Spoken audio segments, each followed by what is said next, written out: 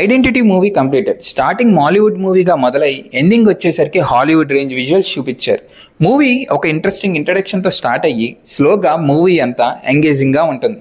And screen ప్లేలో కూడా 2 వేస్లో stories వెళ్ళినట్టు కాకుండా ఆ కొలైడింగ్ ఏదైతే ఉందో అది బాగుంది.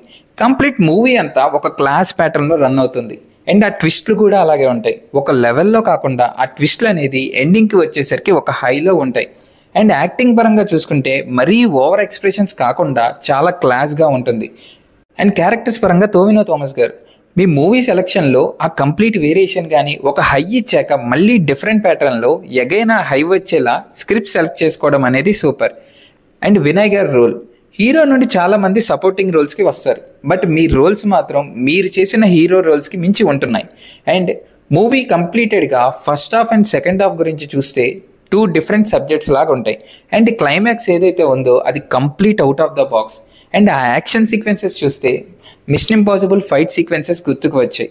ఈ మూవీలో మెయిన్గా బ్యాక్గ్రౌండ్ స్కోర్ చాలా క్లాస్గా ఉంటుంది.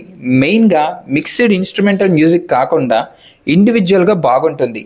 కొన్ని సీన్స్లో మ్యూజిక్ చాలా క్లాస్గా ఉన్నా మంచి మాస్ ఫీల్ వస్తుంది. అండ్ మూవీలో కొన్ని తెలిసిన విషయాలు ఉన్నా వాటిని యూటిలైజ్ చేసుకోవడం కానీ కొత్త విషయాలు చెప్పడం కానీ మూవీకి మేజర్ ప్లస్ పాయింట్స్ అని చెప్పొచ్చు. ఓవరాల్గా మూవీ ఎక్సలెంట్ ఉంది. మీకు ఎలా ఉందో కమెంట్ సెక్షన్లో పెట్టండి. Thank you.